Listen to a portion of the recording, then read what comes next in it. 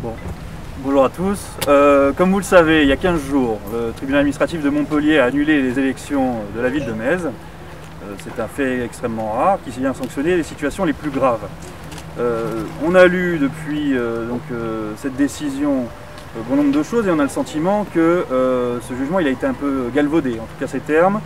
Il n'est pas question d'une simple bisbille sur un tract qui aurait été diffusé tardivement. C'est une partie de la réalité, mais c'est une manière de minorer les faits. Ce qui a été sanctionné par le juge de l'élection, c'est le fait pour la liste de M. Fricou d'avoir méconnu les règles du code électoral pour aller grappiller in extremis quelques voix à la dernière minute. C'est un choix délibéré, c'est une manœuvre qui a altéré la sincérité du scrutin et c'est quelque chose d'extrêmement grave. Donc ça, il fallait peut-être le répéter compte tenu du traitement qui a été fait de cette affaire depuis 15 jours. Et on note aussi que depuis 15 jours, M. Fricou a beau jeu de s'étonner de ce jugement, d'essayer de minorer sa responsabilité et d'annoncer aussi à qui veut l'entendre qu'il va faire appel de cette décision. Alors aujourd'hui, je peux le dire très clairement, cet appel, il n'a pas été formalisé. Ce qui nous laisse entendre que M. Fricou il va attendre le dernier moment pour faire appel et qu'il compte profiter des avantages de sa position et de sa fonction jusqu'au bout du bout. Et c'est un petit peu ce qui motive la prise de parole aujourd'hui, parce que pendant que M. Fricou s'accroche mordicus à son fauteuil de maire, eh bien, M. Baeza et la liste d'Agir a décidé de travailler et a des révélations à vous faire sur la manière dont la ville a été gérée jusqu'ici. Et donc, je laisse la parole au candidat. Voilà. Alors, j'ai volontairement évité de commenter la décision du tribunal administratif de Montpellier d'annuler les élections municipales à Metz. Par respect de cette décision qui nous donne raison, mais aussi par souci d'éviter toute polémique politicienne. Aujourd'hui, je sors de ma réserve. J'ai été traité de revanchard par Henri Fricou et je pense que le temps est venu de m'expliquer. Henri Fricou et son équipe ont été reconnus coupables d'avoir violé le code électoral en raison, je cite, d'une manœuvre illégale ayant altéré la sincérité du scrutin. Tel est le jugement du tribunal, les choses sont claires. Durant la campagne, j'avais adressé personnellement de nombreux courriers à Henri Fricou, avec copie à M. le préfet, pour lui signifier qu'il ne respectait pas le code électoral. Ces courriers n'ont eu aucun effet sur le comportement du candidat. Henri Fricou ne peut s'en prendre qu'à lui-même. Il est responsable, lui et son équipe, de ce qui lui arrive. Il conteste ce jugement et a déclaré vouloir faire appel. De notre côté, nous sommes sereins et faisons confiance à la justice. Je précise qu'à ce jour, nous n'avons reçu aucune notification d'un appel en cours. Et cette annonce avait quand même été faite le 25 février, c'est-à-dire il y a 12 jours. Henri Fricou temporise, preuve que cette manœuvre a pour seul but de prolonger son mandat depuis de 6 mois. Par cette décision, il prolonge aussi le climat d'incertitude pour la ville de Metz et ses habitants. Reste contre notre liste à 8 élus à la mairie de Metz. 8 élus et une équipe de colistiers qui travaillent, étudient les dossiers, font des propositions. Magnanime, nous comptabilisons les propositions d'Agir pour Metz qui sont reprises par la liste majoritaire. Je citerai la mise en place des conseils de quartier, le label Apicité, le retour du BAFEM, le projet Paris 2024 par l'inscription de Metz comme terre de jeux olympiques, pour ne citer que celle-là. Autant de propositions qui faisaient partie des 30 pages du programme d'Agir, élaboré dans une concertation citoyenne avec les Mézoises et les Mézois. Nous étudions aussi les dossiers et révélons de nombreuses irrégularités, mais aussi des mensonges.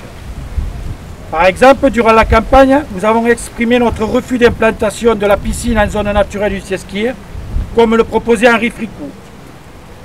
Là encore, Henri Fricou a menti aux Mézoises et aux Mézois sur ce projet, en laissant croire que durant la campagne électorale, à son implantation alors qu'il était en possession d'études qui démontraient le contraire. Il a reconnu un conseil municipal avoir menti sur le sujet et aujourd'hui il fait machine arrière sur l'implantation.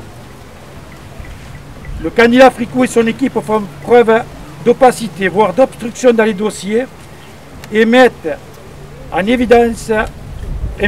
évidente mauvaise foi à communiquer les documents administratifs que nous sommes en droit de consulter.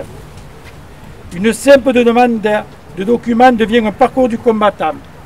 En seulement 8 mois, nous avons saisi 5 fois la CADA, la commission d'accès aux documents administratifs, pour obstruction d'accès aux documents. Sachez que pour saisir la CADA, il faut quand même 2 mois de non-réponse de la mairie et ensuite nous sommes obligés de saisir la CADA. C'est-à-dire que nous avons les documents administratifs de la mairie 2 mois et demi après.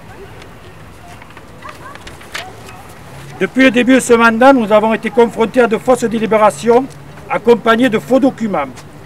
Je prendrai un exemple, la délibération des indemnités des élus, votée par la majorité le 10 juillet et envoyée en préfecture en octobre, avec un tableau mensonger présentant des chiffres différents.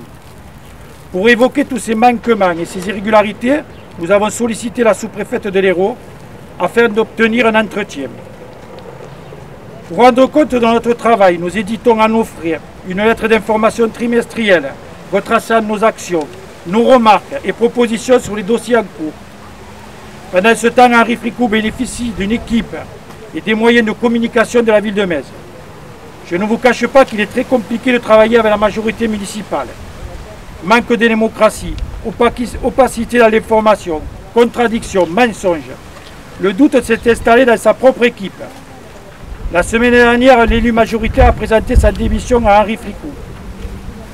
C'était lui expliquer dans la presse son départ en disant « Je n'ai pas démissionné pour des raisons personnelles, mais parce que j'en avais marre de manque de communication, de l'information envers les conseillers municipaux, explique-t-il. Et de conclure, marre des mensonges.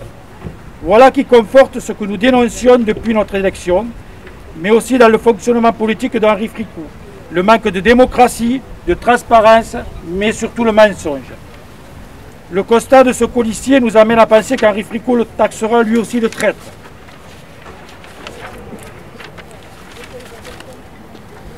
La transparence et la démocratie, nous l'avons inclus dans notre programme. Nous nous étions engagés à adhérer à la charte Anticorps, l'association anticorruption. Tous les élus d'Agir pour Metz se sont engagés à respecter les 30 préconisations d'Anticorps. Henri Fricou dit faire confiance à la justice. Nous aussi. Et la justice, précisément, je vous annonce que nous allons la saisir.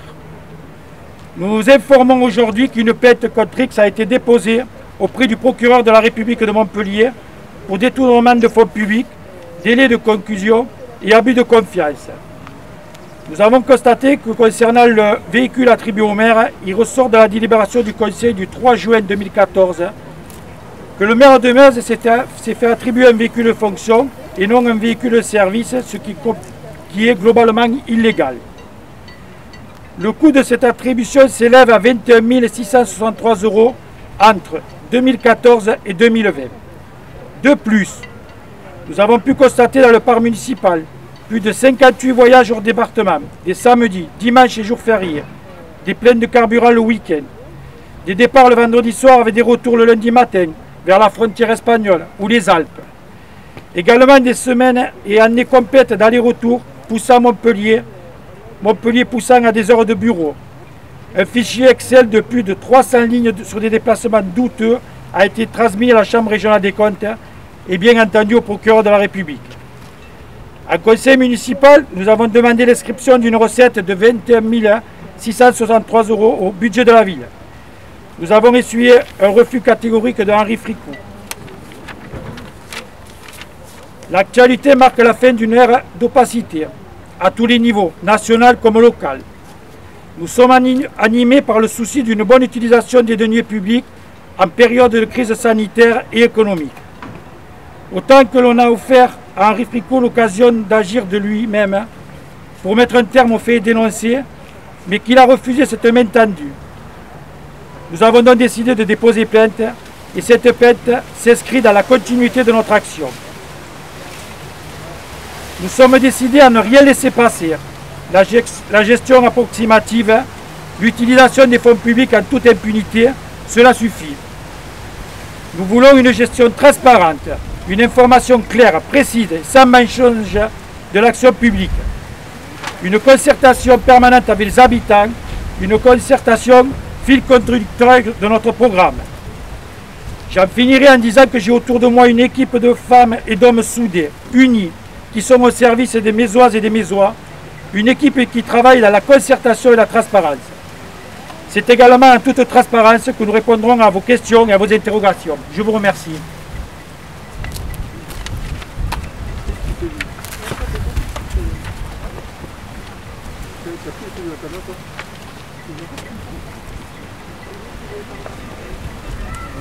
Oui, enfin. Alors, on a préparé un dossier de presse qu'on va vous remettre avec un communiqué de mon cabinet ainsi qu'une copie de la plainte dont M. Baeza vient de faire état qui dénonce des faits qui nous paraissent établis et donc on va saisir donc le procureur de la République.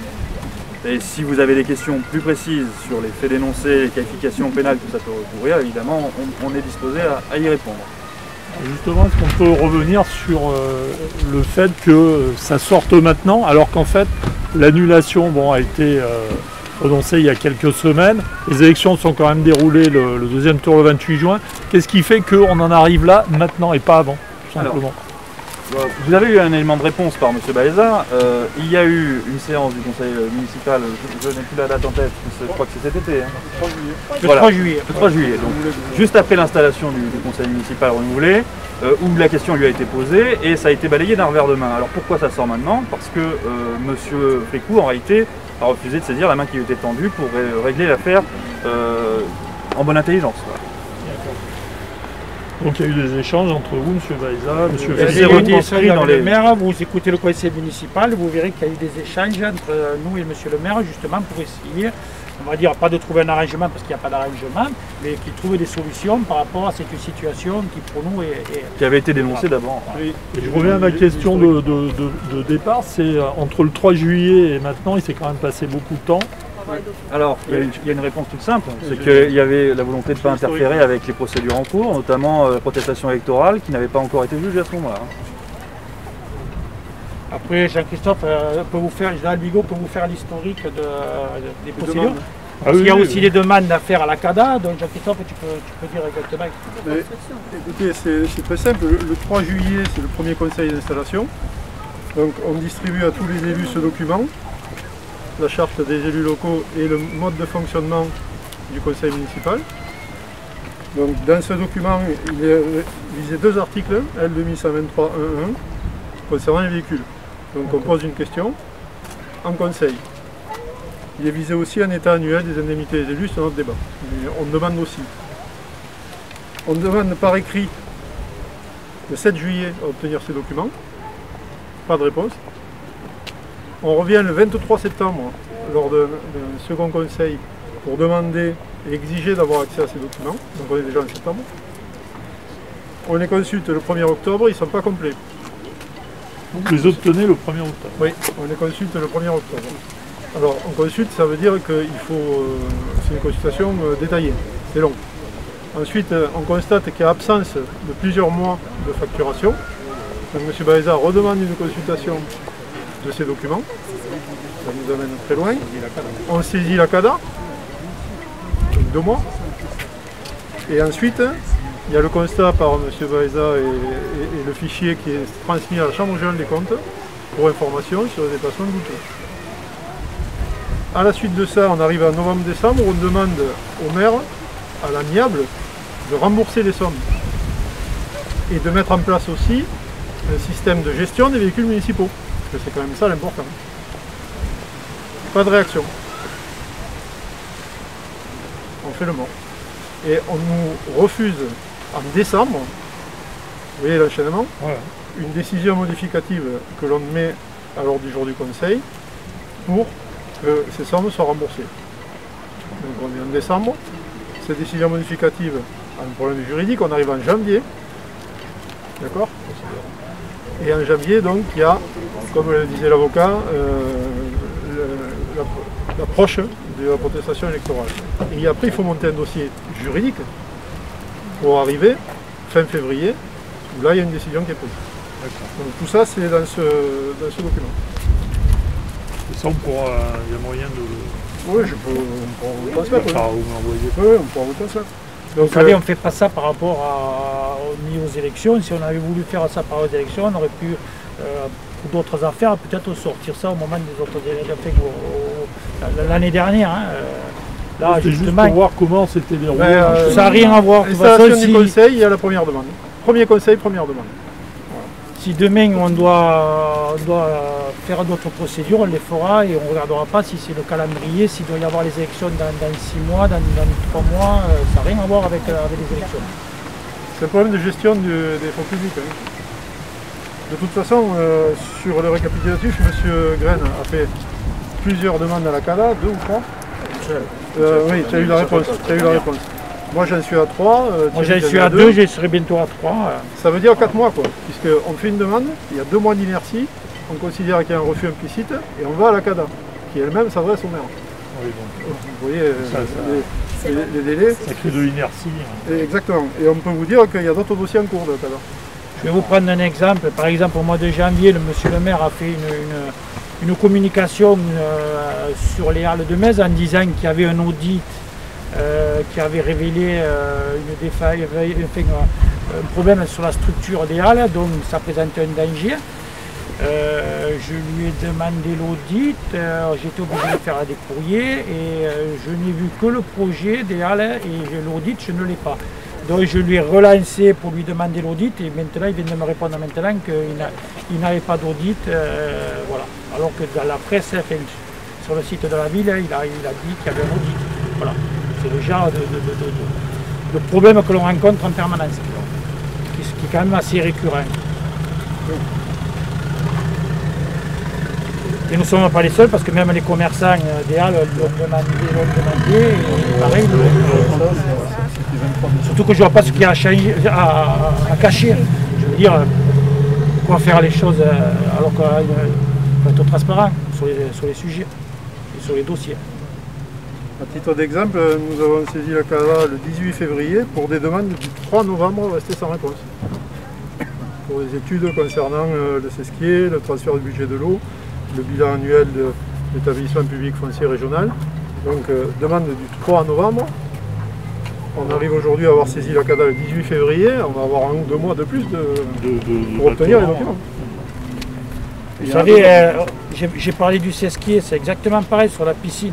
Sur la piscine, on a demandé les études qui ont été faites, elles ont été faites par Biotope, ça on le sait, mais personne ne les a vues. Et même les élus de la propre majorité n'étaient pas au courant qu'il y avait une étude justement qui avait trouvé un papillon, une espèce rare sur le Sesquier et qui empêchait toute construction de la piscine.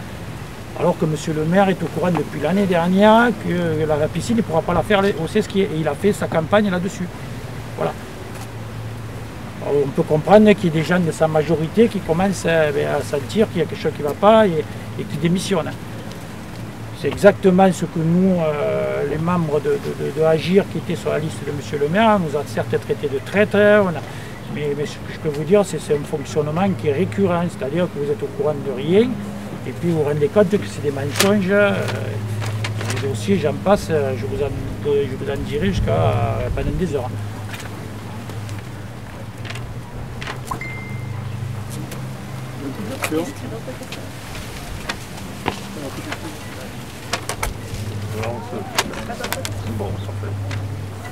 Ouais, alors bon, question, parce que là on a un petit peu parlé de la procédure en cours et des raisons qui font que voilà, vous avez porté plainte contre X. Au niveau, alors maintenant on se projette un tout petit peu plus loin si vous le voulez bien. Est-ce que suite à tout ce qui va se passer là, aux mois qui vont venir, monsieur Maître Geoffrey me disait l'autre jour au téléphone que si monsieur Fricou donc jouait la montre jusqu'au maximum, on se retrouverait donc avec des élections qui risquaient de se passer novembre-décembre, hein, c'est ça? C'est difficile d'être catégorique parce voilà. que ça Environ, dépend de la manière dont le Conseil d'État lui-même va gérer son rôle d'audience. Peut-être qu'il peut aller plus vite. Il va rarement beaucoup plus vite. Et si on compute plutôt les délais de manière mathématique, on arrive en décembre. Donc ça veut dire qu'il y a quand même pas mal de temps entre la tenue, si donc il n'y a pas de problème avec le Conseil d'État, mais D'après ce que j'ai compris, d'après ce que vous confirmez, il ne devrait pas y en avoir. Il y a beaucoup de temps donc, qui va se passer. Est-ce que vous avez déjà prévu, vous êtes déjà en ordre de bataille, comment vous vous projetez déjà dans ces élections?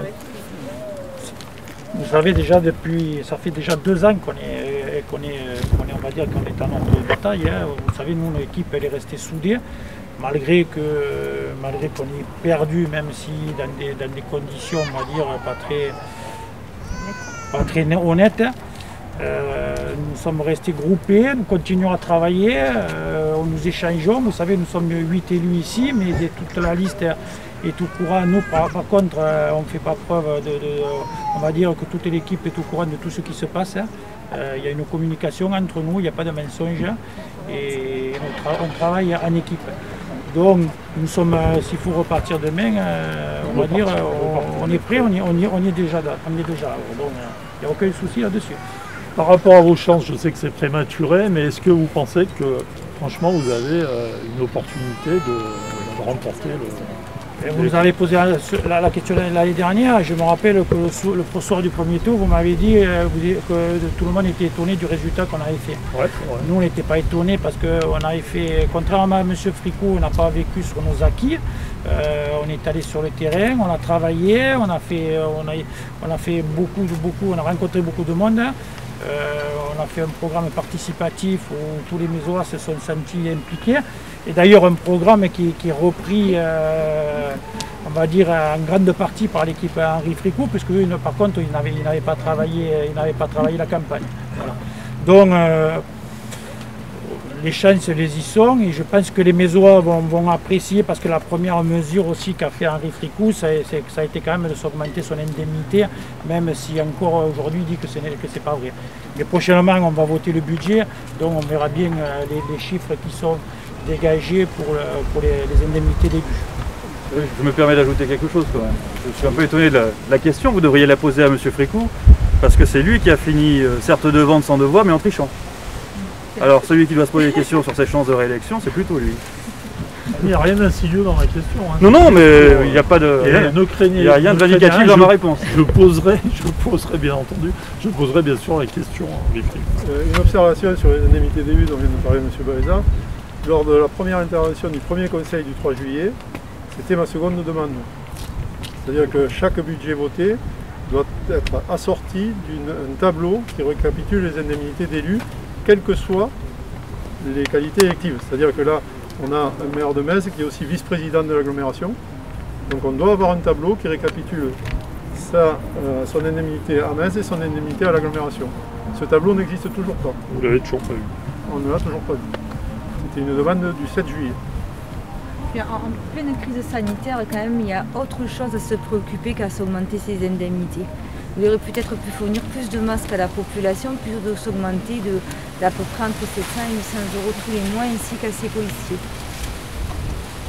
Il faut quand même repasser dans le contexte initial de la sécurité de nos concitoyens et non pas de ce qu'on met sur son bulletin d'indemnité chaque mois.